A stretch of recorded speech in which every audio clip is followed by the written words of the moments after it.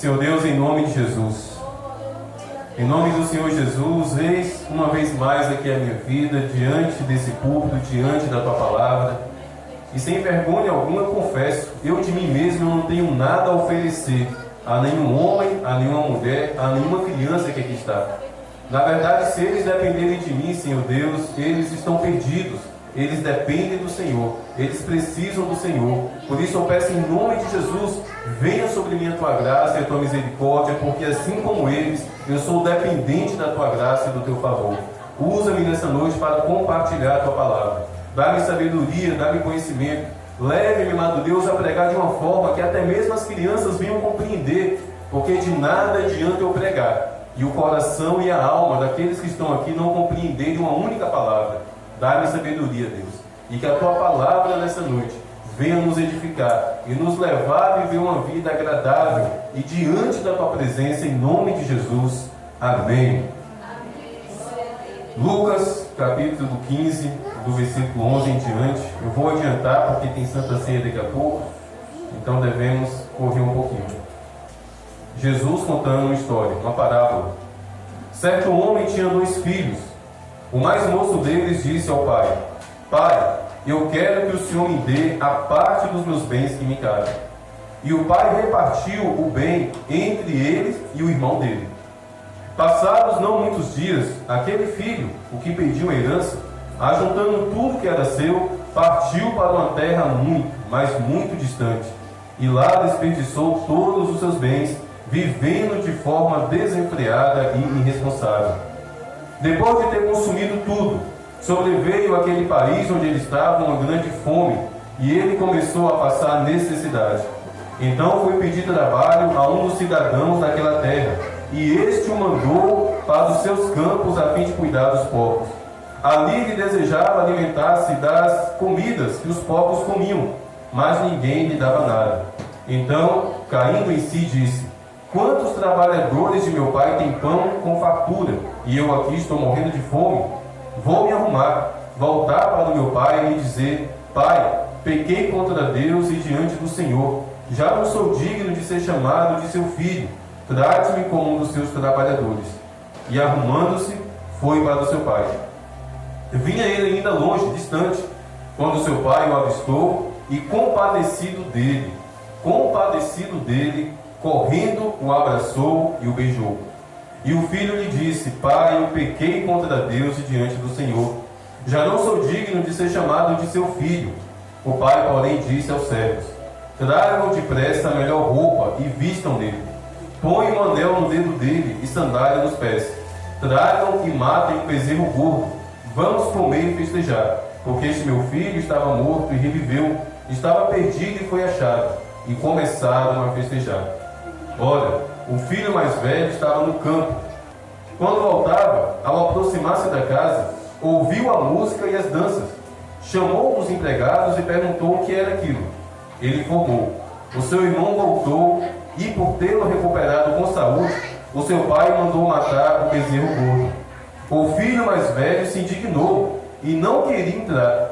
Saindo, porém, o pai procurava convencê-lo a entrar. Mas ele respondeu ao seu pai: Faz tantos anos que sirvo o Senhor e nunca transgredi um mandamento seu. Mas o Senhor nunca me deu um cabrito sequer para fazer uma festa com os meus amigos. Mas quando veio esse seu filho, que sumiu com seus bens, gastando tudo com prostitutas, o Senhor mandou matar um bezerro gordo para ele. Então o pai respondeu: Meu filho, você sempre esteve comigo. Tudo que eu tenho é seu.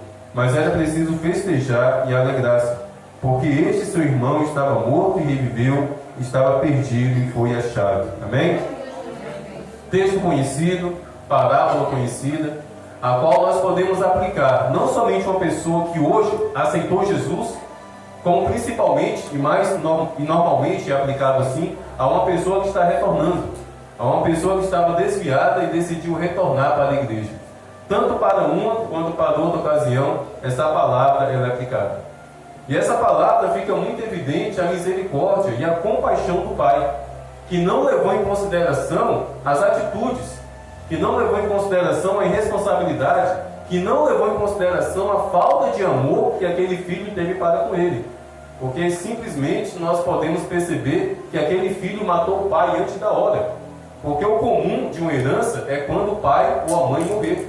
E aquele pai estava vivo, estava bem de saúde. E o filho mais novo, não foi nem o mais velho. O filho mais novo chegou até aquele homem e disse: pai, eu quero a minha parte da herança.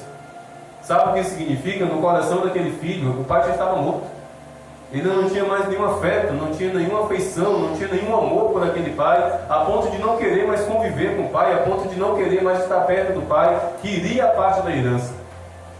E certamente o pai, com muita dor no coração, com muita tristeza, com muito abatimento, fez ali a contabilidade, separou a parte do dinheiro, o qual aquele menino deveria receber só depois que ele partisse, só depois que ele morresse, mas ainda vivo ele teve que fazer isso. Imagine o constrangimento na vizinhança, porque essas coisas se espalham muito rápido. A maldade de um filho para um pai e para uma mãe, toda a vizinhança fica sabendo. Imagine a tristeza, a vergonha. Certamente a mãe dele ainda estava viva. Imagine a tristeza também no coração da mãe. Então, em meio a toda aquela tristeza, aquele pai decidiu fazer isso. E dias depois, a Bíblia fala que aquele camarada juntou toda aquela grana, juntou todos os seus bens e se mandou. Se mandou para uma terra distante, na verdade para outro país. E ali gastou todo o dinheiro. Ali esbanjou todo o dinheiro, ali desperdiçou com bebidas. Se existisse drogas naquela época, certamente com drogas e com prostitutas. E é isso que significa pródigo. Pródigo significa uma pessoa esbanjadora, gastadeira, uma pessoa irresponsável com os seus próprios bens. Mas de repente abateu-se uma grande crise naquele país onde ele estava, o dinheiro acabou, de repente ele foi atropelado, né, Jaqueline? E os amigos desapareceram, ele estava sozinho agora, abandonado, e ele começou a refletir na vida. O que eu estou fazendo aqui? Comendo comida de porcos. Na casa do meu pai, todos os empregados do meu pai comem pão, e eu estou aqui comendo comida de porcos. E ali, naquela reflexão, depois de muito sofrimento, ele decidiu voltar para a casa do pai. O que eu acho interessante é que ele não voltou para a casa do pai porque amava o pai, pelo menos a princípio. Ele voltou porque ele se lembrou que na casa do pai tinha o quê? Pão. Ou seja, ele voltou por interesse. Ele não voltou: que saudade do meu velho, que saudade da voz do meu pai. Não, foi pela barriga, foi pelo interesse, foi com segundas intenções que ele decidiu voltar. Mas ele voltou. Ele se levantou daquele lugar, juntou as suas tralhas, juntou as suas roupas esfareladas, a sua sandália toda destruída, e do jeito que ali ele estava, ele decidiu voltar para a casa do pai. Pode ter certeza que ele estava sujo, pode ter certeza que ele estava imundo, pode ter certeza que o cabelo dele estava muito grande, a barba estava muito grande, carrapato e piolho no cabelo, na barba, estava sujo, fedorento, imundo. E naquela situação, ele decidiu voltar para a casa do pai. E quando finalmente ele estava se aproximando da fazenda, ainda distante o pai enxergou. Ainda distante o pai enxergou aquele menino, aquele filho voltando. E a Bíblia fala que aquele pai não se conteve e saiu correndo na direção daquele cara, tropeçando, gritando e chorando, já derramando lágrimas. E quando finalmente chegou até aquele filho, em vez dele puxar o cinturão para dar uma surra, porque merecia uma surra, aquele pai abraçou aquele menino. Aquele pai abraçou aquele filho do jeito que ele estava, cheio de carrapato, cheio de piolhos, com mau hálito, com sovaco fedendo, com cheiro de comida de porco, porque ele estava comendo a comida dos porcos. Que pai misericordioso, que pai compassivo. Meus irmãos, eu acredito que eu sou um bom pai. Eu tenho pedido a ajuda de Deus para ser um bom pai, mas de vez em quando eu sou um pouco maldoso. Dias atrás eu fui buscar o Lucas na escola e no retorno ele começou a correr. E eu falei: Lucas, não corre não, porque você vai cair. Não foi praga que eu joguei não, tá bom? Mal eu fechei a boca, o menino tomou uma queda, mas uma queda tão feia. Caiu de braço e de perna aberta, parecendo um sapo esparrachado assim no chão. Um baque muito forte. Eu cheguei perto dele, peguei ele no colo, beijei, não, falei: bem feito, eu não falei? Esse pai bem que poderia ter feito isso. Bem feito, seu infeliz. Eu não disse que tu ia quebrar a cara. Olha só o que aconteceu. Deus pesou a mão na sua vida. Olha Deus, é Deus que está te castigando. Ele poderia falar tudo isso. Mas o homem não falou nada, só abraçou. Só beijou.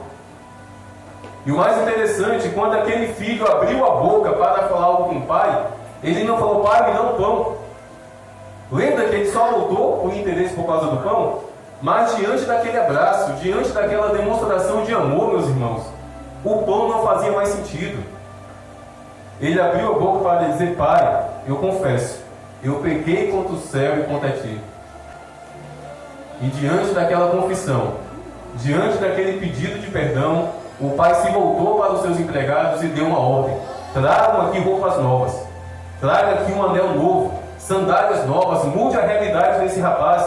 Mude as vestes sujas e imundas desse filho. Ele nasceu de novo. Ele voltou para os meus braços. Ele estava morto, ele estava perdido, mas foi encontrado. Ele voltou a viver. Ele está na minha presença. É uma história muito linda, meus irmãos, que nos direciona para Deus. Não acredite que existe nesse mundo um pai como esse pai aqui, não. Jesus está falando de Deus. Somente Deus tem essa compaixão. Somente Deus tem essa misericórdia. Somente Deus tem esse amor. Para receber nos braços deles a pessoa mais podre, mais imunda, mais suja, mais promíscua. Somente Deus, somente o Pai Celestial tem esse amor para receber aquele que um dia foi batizado, experimentou os louvores, teve um serviço na igreja, se desviou. Somente Deus para receber de volta. Esse Pai aqui, meus irmãos, é o nosso Deus. Mas a palavra que eu quero trazer aqui não é somente a respeito da misericórdia de Deus, que nós sabemos que Deus é misericordioso. Eu quero trazer uma palavra aqui, meus irmãos e minhas irmãs, a respeito de dois levantes que Satanás coloca diante de todo aquele que decide aceitar Jesus, ou no caso de um desviado, retornar para Jesus. Essa parábola não nos conta. Esse texto aqui não nos revela, mas pode ter certeza que aquele rapaz enfrentou levantes de Satanás no caminho de retorno para a casa do Pai. Pode ter certeza que muitos foram os empecilhos, muitas foram as dificuldades, muitas foram as setas de Satanás no coração e na mente daquele rapaz. Você não é merecedor, você não é digno. Você vai voltar, mas o seu pai não vai te aceitar. Você não merece o perdão. Olha só o que você fez. Meus irmãos, essa seta Satanás lança principalmente no coração de um desviado que está retornando para a casa de Deus.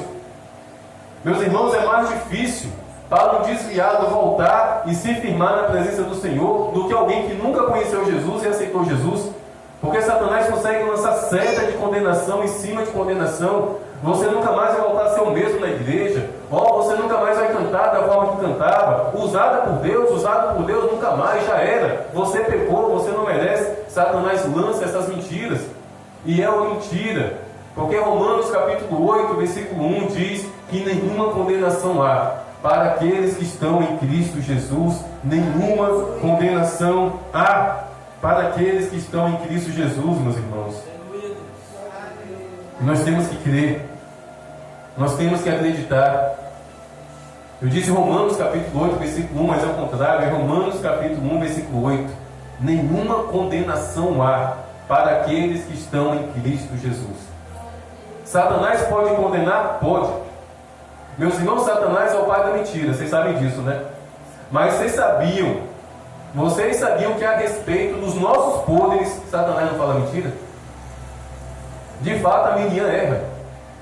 De fato a irmã Valina erra. De fato eu, pastor Nido, erro. E Satanás, quando me acusa diante de Deus, ele está falando uma verdade. Mas Deus olha lá do céu para a minha vida e para a vida de cada um de nós aqui, amém? E diz, Satanás, olhe para eles. Eles são falhos, eles são tendenciosos ao pecado, mas olha só, eles estão em Cristo Jesus. Eles estão buscando a minha face. Eles estão buscando a presença do meu Filho Jesus Cristo. É verdade, Satanás. Eles são falhos.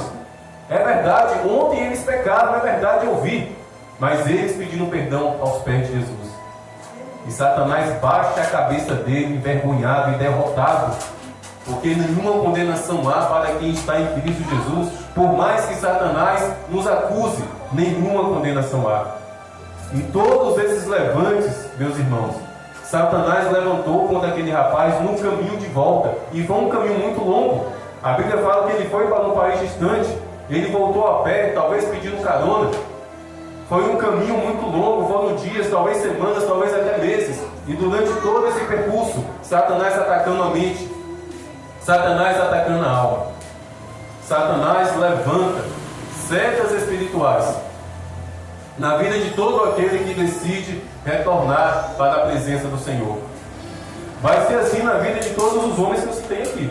Haverá levantes. Haverá levantes. Eles decidiram. Eu acredito que eles estão sendo sinceros, apesar da força maior. Estão indo para a igreja pela dor, é verdade. Mas Satanás vai levantar empecilhos para eles desistirem. Satanás vai lançar setas e mais setas na mente e na alma desses homens para eles retrocederem. Mas nós temos que continuar orando e clamando e declarando a vida deles diante do altar do Senhor, para que esses levantes de Satanás caiam por terra em nome de Jesus. Mas o problema, meus irmãos, é que não existe somente os levantes do diabo. Existe também o levante, sabe de quem? De nós que estamos aqui na igreja. Principalmente a respeito de um desviado que está retornando, meus irmãos. Nós, a igreja, nós somos muito criteriosos. Nós somos duros. Nós somos julgadores. Nós somos perturbadores desses nossos irmãos fraquinhos que estão voltando para a igreja suja, imunda e tropeçando. Nós já queremos que eles já voltem dando glória a Deus, dando aleluia, orando em línguas. Nós já queremos que eles retornem, operando milagres, e não é assim. Existe um processo muito longo para uma pessoa retornar e viver verdadeiramente aos pés do Senhor, principalmente se tratando de um desviado que decide retornar. É tortuoso, é tortuoso. E infelizmente muitos são os desviados que estão vindo para a igreja, entrando por uma porta e saindo por outra. Porque além dos levantes de Satanás, existe dentro da igreja uma dureza de coração em não ser compassivo, em não ser misericordioso, em não estender a mão para socorrer e para ajudar aquela vida. E a igreja não deveria ser assim. A igreja acaba se tornando uma ferramenta de Satanás para, ao invés de gerar vida naquela vida que necessitada, mas gerar morte, gerar condenação, gerar tristeza na alma e no coração daquela pessoa. E nós não podemos ser assim, meus irmãos. E é o que essa parábola aqui explica. Quem foi que se dignou com o retorno daquele filho? O próprio irmão. O próprio irmão dele se dignou, a ponto de que, quando o irmão foi reclamar com o pai, ele não falou da seguinte forma: ah, esse meu irmão voltou e o senhor está festejando. Ele disse da seguinte forma: esse seu filho retornou, aprontou e agora o senhor faz festa. No coração dele não era mais o irmão dele, era o filho do pai dele. Foi o da própria casa. E o interessante é que aquele irmão que ficou, o irmão mais velho, ele também foi beneficiado. Porque lá no início da parábola, a Bíblia fala que o pai repartiu a herança entre os dois. Não foi só o filho mais novo que ficou malado de dinheiro, não, foi o mais velho também. Sabe? Lá Deus o que o filho mais velho fez com o dinheiro. Mas foi o da própria casa que se indignou com o retorno daquele que estava morto, daquele que estava perdido. E ainda hoje, meus irmãos, isso se repete dentro da igreja e nós temos que tomar cuidado. Nós temos que ser instrumentos do Senhor. Nós temos que ser ferramenta de Deus para acolher não somente o novo convertido, mas principalmente um desviado, que volta todo massacrado, que volta todo esmagado, que volta para a igreja todo triturado. Nós precisamos ser essa ferramenta e permitir com que o Espírito Santo nos use para festejar junto com Deus o retorno dessa vida. Aquele filho mais velho não quis festejar, ficou de braços cruzados, sentado no banco da cadeira, olhando aquele camarada de baixo para cima, julgando as vestes, julgando, condenando. Ele não se alegrou com o fato daquele irmão ter retornado para a casa do pai. Vamos nos alegrar no Senhor por toda e qualquer vida que decide retornar para os braços do Senhor. Esse ano, graças a Deus, fruto da festividade, a Judaildes, que estava afastada, decidiu retornar. E eu compartilho aqui, de forma muito franca, vocês não têm noção da preocupação dela, que muitas vezes entra em contato comigo preocupado, pastor, a respeito das roupas, como é que é, porque eu estava afastada da igreja há muito tempo. Eu falei, minha irmã, fique em paz. Fique em paz e deixe o Espírito Santo fazer a obra, deixe o Espírito Santo trabalhar, volte para Deus, continue perseverando, continue na presença do Senhor. Continue. E é assim que tem que ser. É assim que tem que ser. Ah, pastor, mas não pode ser assim não, pastor. Não tem que ser assim não, porque pastor tem que pregar as rosas, mas tem que pregar os espinhos também. Semana passada eu corrigi uma irmã. Semana passada, no domingo passado, eu fiz uma pregação aqui muito forte sobre ideologia de gênero. E no final do culto, o irmão me procurou, estava visitando, ela é de outra cidade. Ela, pastor, eu nunca vi um pastor pregar o que o senhor pregou, da forma que o senhor pregou. E o senhor está certo, porque a gente tem que pregar os espinhos também. Eu falei, minha irmã, Deus não me chamou para pregar espinho, não. Na verdade, não existe isso na Bíblia. Cadê o versículo que diz isso? Não está na Bíblia. Não existe na Bíblia que temos que pregar as rosas e os espinhos. Nós temos que pregar a palavra de Deus. É a palavra de Deus. E a palavra de Deus não é um espinho. A palavra de Deus é uma espada. É uma espada. A respeito da palavra de Deus, o que está escrito é que ela é uma espada. E não é uma espada qualquer não. É uma espada afiada. Sabe o que isso significa? A palavra de Deus é uma espada tão afiada que quando ela penetra na vida da pessoa, a pessoa nem percebe. Aos poucos é que a pessoa vai ver a transformação acontecendo. Porque é isso que acontece. Um exemplo. Aqui tem muitas mulheres que certamente todos os dias mexem com faca. E eu tenho certeza que muitas foram as vezes que trabalhando ali na vida da cozinha, cortando uma verdura, cortando uma carne com uma faca muito afiada, vocês cortaram seus dedos, não é verdade? E só vão perceber depois que começou a sangrar. A faca estava tão afiada, o corte estava tão fino, que cortou o dedo, mas na hora vocês não sentiram, só depois que viu o gotejar de sangue. Quando o apóstolo fala que a Bíblia é uma espada afiada, é nesse sentido. O pecador, aquela vida pela qual nós estamos intercedendo, ela nem percebe a espada penetrando, de tão afiada que essa espada é. Mas ela entra e faz uma obra muito grande. E eu acredito que é o que está acontecendo na vida do esposo da Nalva. Ele nem percebeu o corte, Nalva. É o que está acontecendo com o esposo da Jaqueline. Ele nem percebeu o corte. Sentiu dor, está todo quebrado no hospital, mas não sentiu o corte da palavra não. Na alma, no espírito, ali na medula. Eu não fui chamado para pegar espinho. Eu fui chamado para pegar a palavra de Deus. E, infelizmente tem muito pregador que quer fazer disso aqui, sabe o quê? Uma faca de serra. Tenta cortar uma carne com uma faca de serra.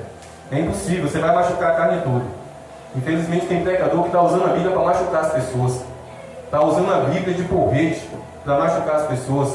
Querendo converter as pessoas pela força e pela violência. Não é assim. Não é pela força, não é pela violência, é pelo Espírito Santo de Deus. E o meu papel é somente pregar, para o Espírito Santo fazer a obra.